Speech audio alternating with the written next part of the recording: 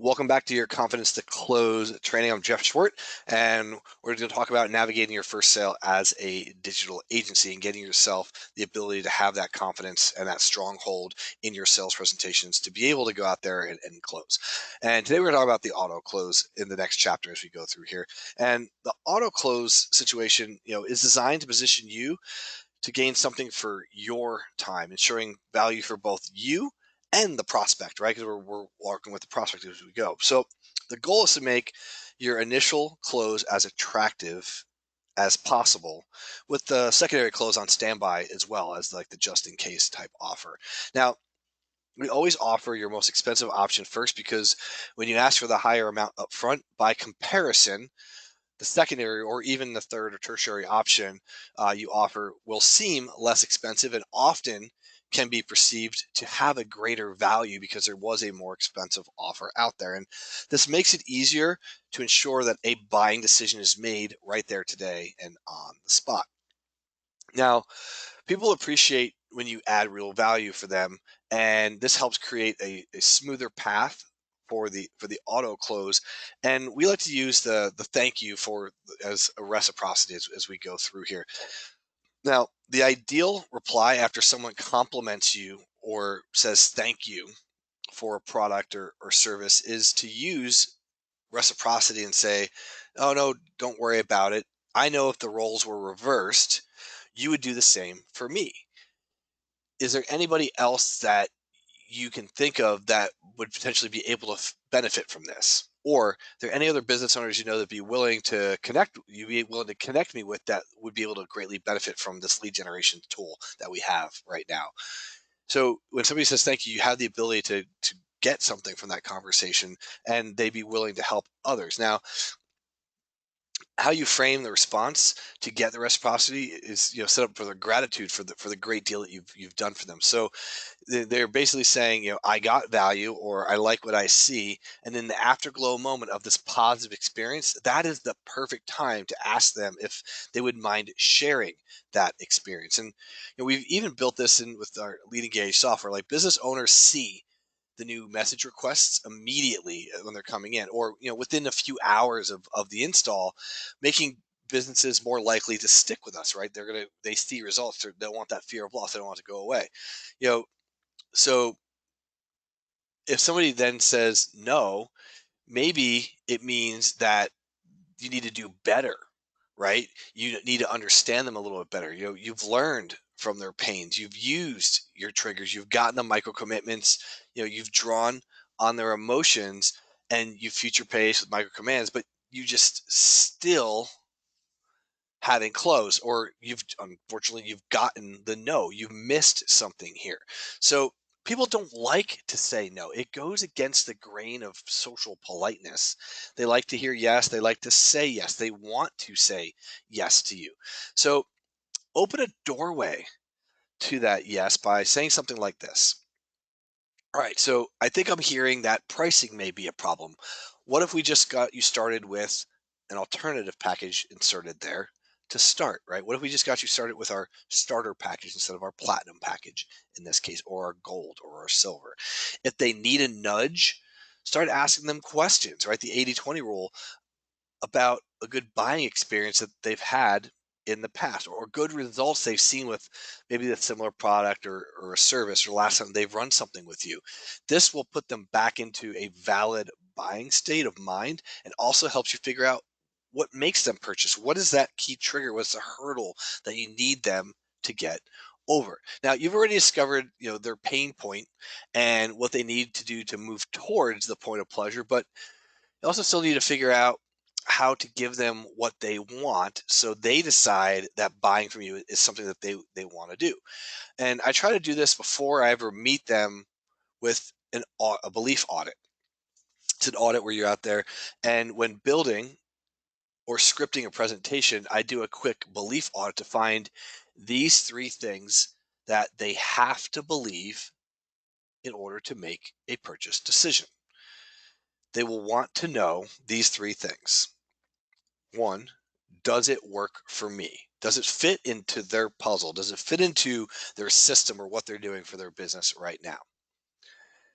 Number two, Is it simple for me to do? Do I have to put a lot of effort, or does it automatically work for me? What do I have to do? Is it simple for me to implement this? And then, will I see results in my business? Now, scripting your future pacing to answer these three major points helps further set you up for the greatest chance of success. Answer these three questions. Does it work well for them, right? Does it work for me? Is it simple for me to do? And will I see results in my business from this? Now, let's touch on the power of reciprocity and how you can give something ahead of time so that they feel obligated enough to at least listen for a moment about what you do or give a second look at what you can offer. Plan out beforehand a way you can give somebody a small concession, if you will. Find out what makes sense for the individual you are targeting so you can provide a congruent message and they feel like they've received value before you even show up. This allows them to move faster and more easily down the path to make a buying decisions. To set up the auto close, remind them of the pain, induce a feeling of scarcity in the process, and ask a question: how would you like to resolve this? Right? You're asking them how they'd like to resolve this. And a lot of cases, the blind and the obvious answer, it's right there, right in front of them. It's blatant, is you and your solution and what you're offering them because you've structured your questions accordingly. This particular question gets them thinking about the pain and wanting to move towards a positive situation. You help transition them into the right frame of mind by saying, I have an idea. Why don't we try this together? Let's find a simple way to blank, which is the customer's desired outcome in that spot. So I have an idea. Why don't we try this together? Let's find a simple way to convert more customers that are on visitors on your website to new customers for your business. Now, I have a proven system that will provide the solution, right? So help you generate leads for people that are on your site before they leave and get their questions and most pressing questions answered. So let's think about the initial success that we've had together to get to this point, and then prophesize the outcome. You aren't concentrating on what you do for their business, but what your offer does for them or what it allows their business to do. I have a service for your business that allows you to increase the new leads from your current website without any changes to that main website to help improve your bottom line. Does that sound like something you'd be interested in trying? Quick and simple and to the point. You'll want to find out how much they spend putting band-aids on their problems or finding workarounds instead of solutions, and then demonstrate how what you are offering will quickly pay for itself. Eagerly volunteer to help them get to that place by getting them started with a simple solution that you are providing them. Now, I like the no pressure, I understand framing of things, because when a prospect gives you objections, what sometimes is happening is that they're usually looking for feedback from you or maybe even a nudge. By saying, I understand that this may not be the fit for you, you've interrupted their pattern of thought. They were fully prepared for you to keep pushing the sale. But when you didn't, they are forced to pay attention to what you're about to say, what you're saying, because you said something that they weren't expecting to hear. They were expecting you to keep pushing, right? So don't go in for the sale with an aggressive, you need to do this for your business right now pitch. Finesse the situation, and you're looking to uncover their objections. Now, when it comes to scarcity, people hate missing out on something or being the odd man out when everybody else is doing great, right? You don't want to be the one guy that's struggling when everybody else is seeing success. Your image as an in-demand authority will benefit from making your service and your time scarce. A phone call, on a phone call, I like to try this strategy, especially when we're on a webinar or I'm doing a one-to-one phone call. Hey, look, I've got to keep this short because this was so important that I needed to call you and make sure that this was a good fit. And I have some openings tomorrow or one on Friday. So let's get you in there right now, get this set up ASAP, because I don't want you to miss out on this offer. Because once I hang up today, I have to take the bonuses for any unscheduled new packages because we will max out this offer. So at first we did a little time scarcity, right? Hey, look, I don't have a lot of time today. I just want to get this in front of you, but I do have some openings tomorrow or Friday, so we can set this up ASAP. The second one is basically me taking it off the table, because once I hang up, right? We'd like to get you guys in today, because once I hang up today, I have to take the bonuses for any unscheduled new packages, because we will max out this offer, and it takes time and money for us to deliver that bonus that we're offering here today. So to be fair to you and the other customers, I do have to take that off the table, but I'd like to get you locked in for that special offer. Does that sound good to you? And then you just be quiet and you listen.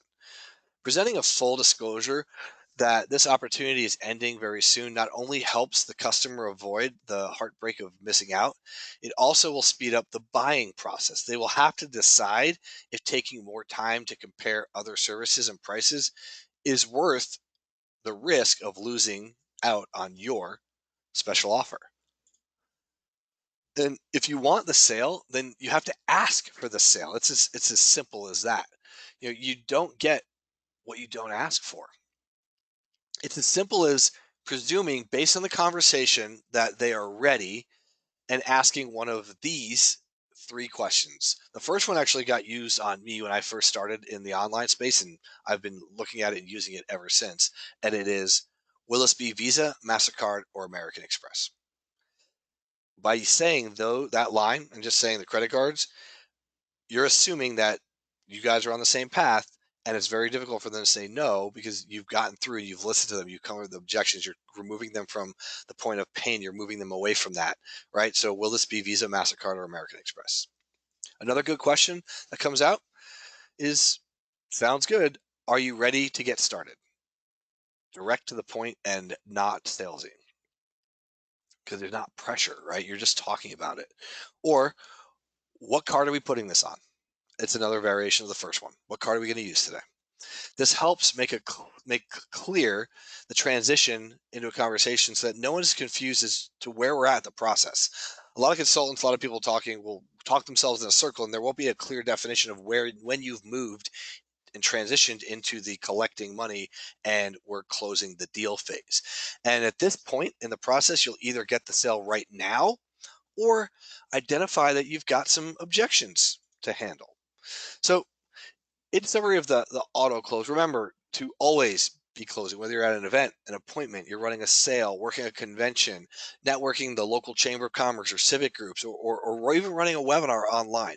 When it comes to setting up your auto close, using scarcity in your offer places your prospects into a buying mindset and can create a buying frenzy if you do it correctly.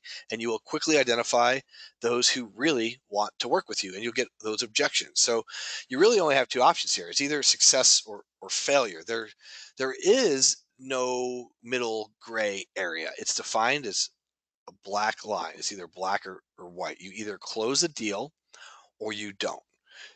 And I urge you to work smartly, preparing yourself to overcome objections, role playing, practicing, giving the presentation to yourself or somebody else to properly set up that auto close, so you're comfortable with it, you're confident with it, and it comes naturally to you. It just is part of the conversation, and you have a smooth transition from one piece to the next. But you are on occasion going to need to overcome some objections. So let's talk about some common objections that you may have to overcome. Now, an objection is the major barrier to selling your product or service, right? It's really an excuse of why your product why your prospect has not made the purchase of your product or service. And there are four common objections as to why people don't buy from you and why they don't see the need to invest in what you are offering. And this chapter will help you overcome and tackle these objections.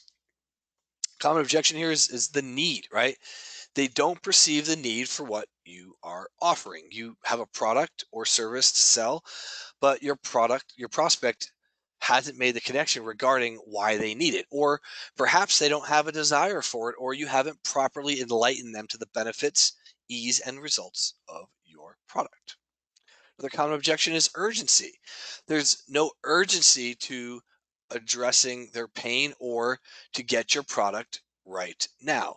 In the previous chapters and previous discussions on this, we cover the importance of giving them a reason to buy right now and to create a sense of urgency that compels a prospect to act on the information you've given them without ever overthinking it, right? They make their decision right there on the spot. Trust. They just don't trust you. Now, this may be the most important decision trigger because if you haven't been perceived as credible and honest, they won't trust you and they may question your integrity. There will be no faith in the relationship with you because they don't believe in what you're selling and the results that you're talking about. And this often boils down to your confidence in the services you're offering and the results that you could achieve. This does come through in your presentation if you're unsure of it. And if you stand behind your offer, they're more likely to commit to you and take the steps to move forward. Money. They just don't have the money to spend. And in some cases, this may be absolutely true.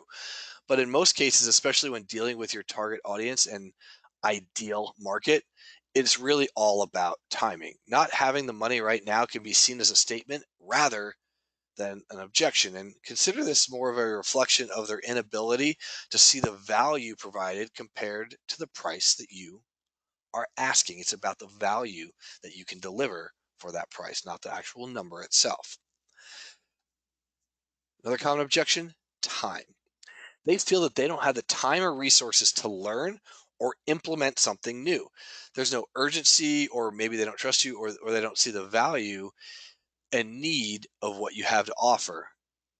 So for this, we try to remove as many objections as possible, especially with regarding time, by just saying it's completely hands off and we'll be generating you new leads in the case of our lead engage software.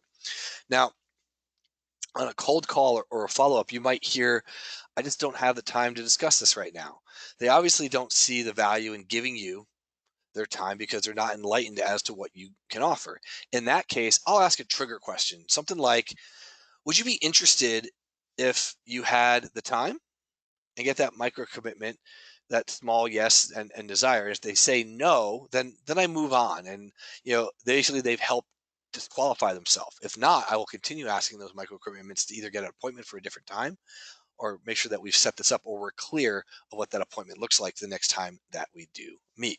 Now, when the objection is about money, you need to reroute their train of thought from the pain of letting go of money to the joy of gaining a solution to their problems.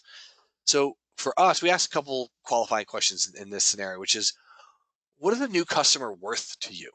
Right? So if I'm charging them, let's say it's only, $70 to $100 a month, and the lifetime value of their customer is well over $1,000.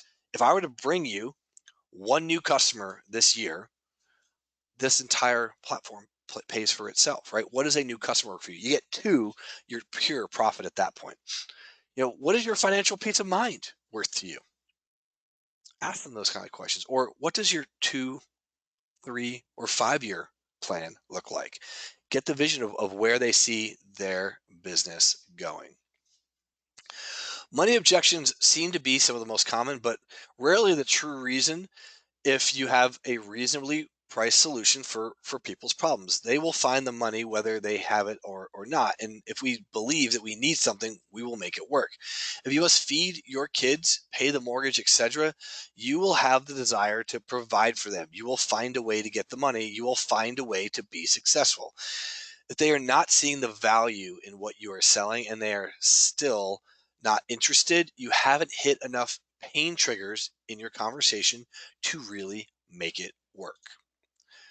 So let's talk about some role playing here on overcoming the urgency objection. And we'll use an example here. So for the customer, look, I can't do it right now. I need at least 2 weeks before I can do it. I have to talk to my business manager, my partner, my wife, and reallocate some of our budget. So for me, I'd say something like, we understand that you might not have the budget yet, or your partner isn't ready, but it looks like you're ready to go right now. So if I don't have the money, if you don't have the money yet, I can appreciate that. But let's set up the order, and we can go through the entire process of getting all the papers signed. And what we'll do is we'll set the payment up for 2 weeks from now, and then that's when you said you should be ready to go. If I don't hear from you, we'll go ahead and process the order, and we'll get you started. Does that sound cool to you?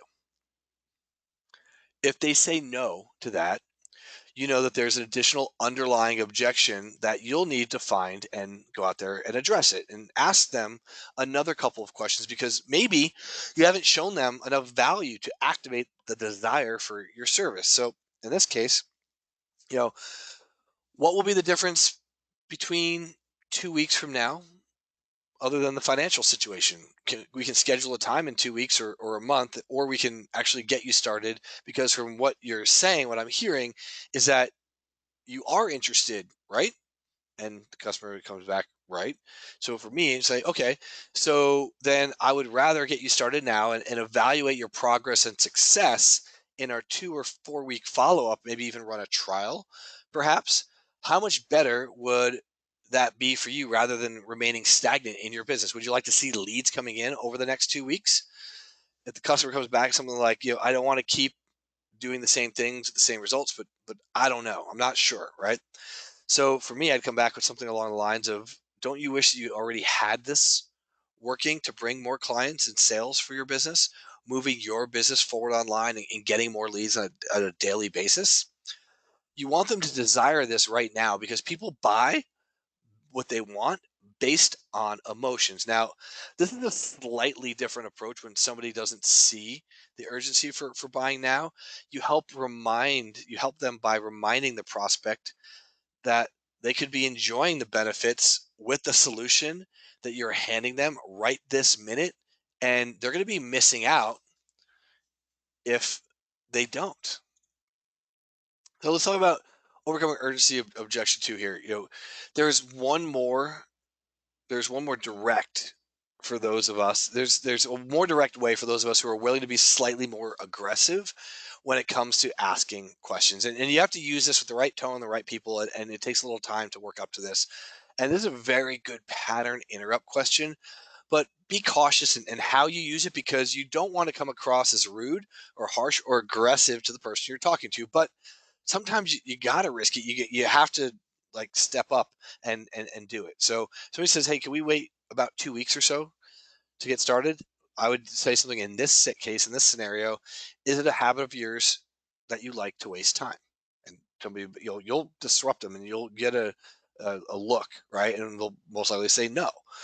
And I'll come back and I'll soften a little bit, and I'll say, I didn't think you were somebody who likes to waste time. So why don't we get started with this right now, and we'll get you seeing results. You can, save time, and I can get you more customers starting today, right? Generating leads off the website for your business. But what do you do if they don't necessarily have that emotional response that we want, or they don't seem to be interested? We want to start driving some emotional triggers in them by asking feeling type questions. Not how are you feeling about this, but more along the lines of how do they feel about the positive or negative factors of the situation. So here's a couple of questions that we can ask. How does it feel when a new customer calls you and lets you know that they've found you online and went to your website and you're able to answer a question for them? How does that feel?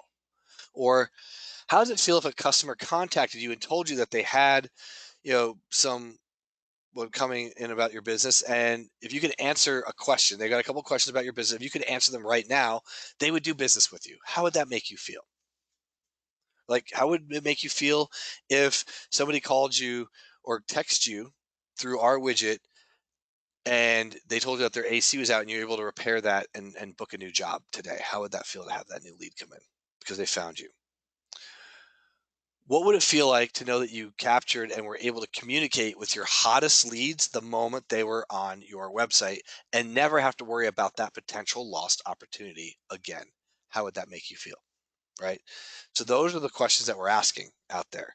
So by pulling in one or two positive or negative triggers, you're drawing up that emotion and trying to get them to move in a direction of change. Each one of those questions is based around how that conversation is being framed and which one is the most effective in navigating the conversation in the right way. What would it take for us to get on the same page regarding how we can help your business is a great question, right? If you're not quite sure where to go, this is a great Hail Mary question, right? What would it take for us to get on the same page regarding how we can help your business? Or what would you need to see now to implement this in your business today? These questions help us figure out what their emotional trigger is and how we can reframe our approach to counter objections. Now, you should note that as we go through all these objection scenarios, it's based on the 80/20 sales formula that we've already talked about. You will ask them a question, they will give you a response. And you remain very specific with your questions to figure out what those desire points are and what will be the best trigger to use. Keep everything clear and simple because people don't buy when they've been given too many options. They can become overwhelmed and confused, and they just don't purchase because it becomes uncomfortable, right? Confusion leads to indecision from there. But you can get past that and you can close those deals by showing confidence and knowing that you can get the results for your customers. So, something you have to own from day one is your confidence and confidence in your products and services that you provide. So no matter what you offer, when you have confidence and stand behind what you're selling, knowing it works, it is easy to be persuasive. That confidence comes across. It truly does. It really does come across in your presentations. It comes across in how you carry yourself, in if it's in person, how your voice flex and sounds on the phone or on that webinar. And you know that you can get results. You have that confidence behind you. And confidence comes from the ability to explain how something works and understand the why this makes a difference for them because you know that you can get them that difference. So your goal should be to have the confidence to stand up in a front of a group of 1 or 10 or 1,000 and explain exactly what you can do and what happens to them if they don't say yes right now.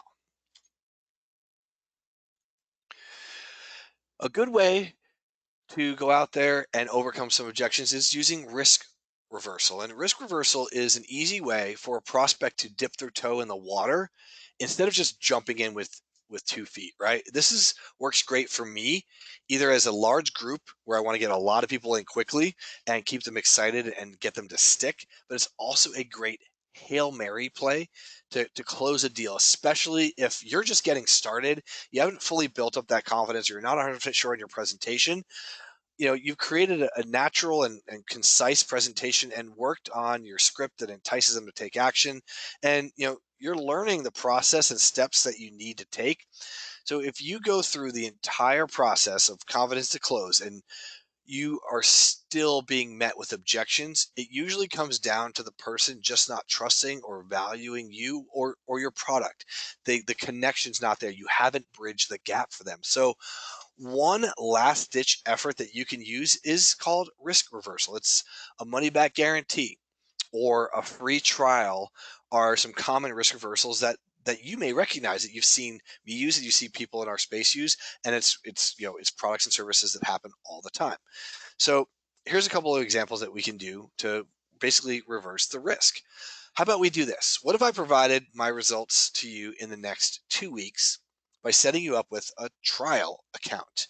You'll have full access, and we'll even talk with the first. We'll let you talk or text with the first 50 customers that come into the software, and we'll cover that cost for you and start generating results this week.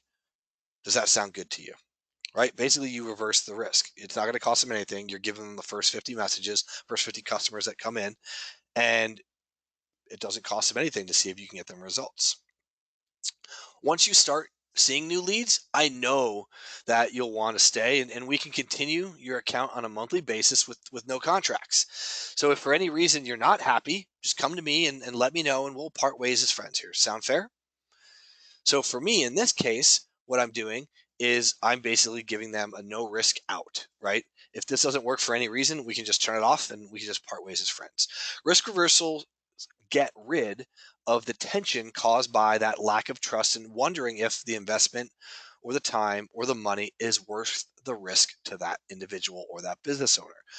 when it comes to risk reversal, the customer will feel more comfortable listening a bit longer or trying what you're offering, you're selling. They may try your product or service. And effectively, a risk reversal helps the customer sell themselves. Well, if I have an out, whether one or two outs, it's not costing me anything, or I'm not tied into a contract, I could just cancel.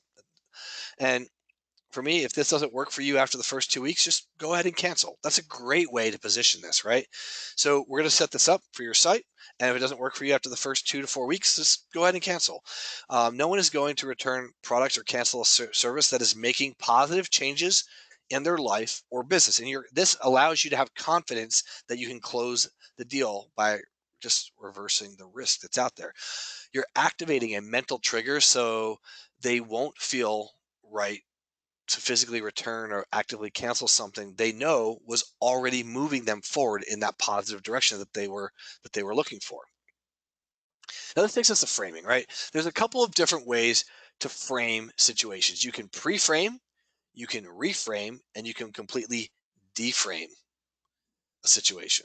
So for us and what we're doing in our business is, with pre-framing, it's teaching someone in advance what you want them to focus on and what it's going to mean to them when they use your product or service. So for this example, we will use pre-framing with, just a pay-per-click campaign, right? A PPC campaign.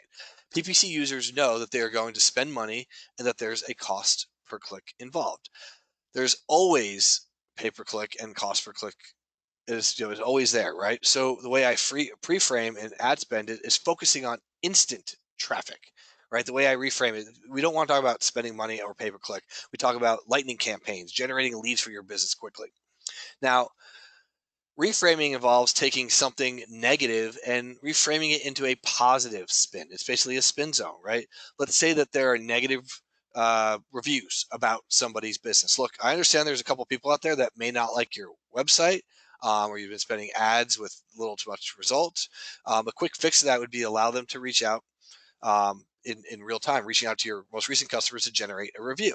Or for me, look, I understand that there are other people out there that are saying you need to have a chat bot or you need to set up this automated system for your website, but I have a way to fix that where you can allow your hottest customers, potential prospects in real time to have a question answered the moment that they would like it answered. So let's take this opportunity right now to become fully available to your potential customer base or your prospects and give them the ability to get their questions answered in real time. Now, I'm solving a problem and creating a positive mindset and frame of mind, right? But if you have a customer who feels they already have what you're selling, in this example, they tell you that they already are in the top position of a search engine if you're talking about SEO, or they already have some sort of widget that communicates with their customers, right? And they can't get any more traffic or any more leads, right? So deframing is something that is completely destroys their initial frame of reference to your product or service. And when properly used, it can actually change the person's focus on how they're looking at the overall situation. For these examples, we'll use selling cars and local marketing consulting services, digital agency services. So if you're selling a car to somebody and the customer was to voice an objection to the cost, right? I would actually deframe the entire situation. Honestly, I don't even know if our finance department is going to be able to qualify you for this loan, right? That's pretty powerful. You've deframed everything and taken away the power. Or honestly, I don't know if your staff would be able to handle the boost of new leads that we can deliver by adding this to your website, because it's not going to be adding them into an automated bot or ticket support system. You're going to be talking with your best potential customers in real time. I'm not sure if your front office can handle that right now at this time. Now, this wouldn't be anywhere close to what they have expected to hear. You're almost taking it away from them in a way. And so it instantly changes the frame of reference for them to focusing on whether or not they can qualify, or instead of the cost, or basically cover the cost of the car. Or maybe they don't qualify, but if they do, they're one step closer to that yes, and getting forward. Or maybe we need to look at how you guys handle new leads before we're able to turn this on for you, because we don't want customers in our local area not being able to get properly serviced from there. So In summary, you're not going to close every sale. However, the differentiator between you and the next guy is that you know what to say when you encounter an objection, and you have some of these things written down to be able to dig deeper to find out if the objection is real or not, and then figure out if they don't see the value, they don't have the desire, or they simply don't trust you. Be sure to ask those follow up discovery questions and figure out what the best solution for overcoming their objections is. And the best way to do this is to role play and go through potential objections and have them mapped out, on a piece of paper, and have practiced this several times before you actually go live, before you do this in a face-to-face scenario. So you're not looking at your cheat sheet, you're already in the back of your mind, and you've navigated this and you've role played it and got through the examples yourself and gotten the results. Now we're talking about getting results, which is getting those sales. What's next is, in the next presentation, we're going to talk about results multipliers in the Confidence Close series and how to multiply the results that you're already getting.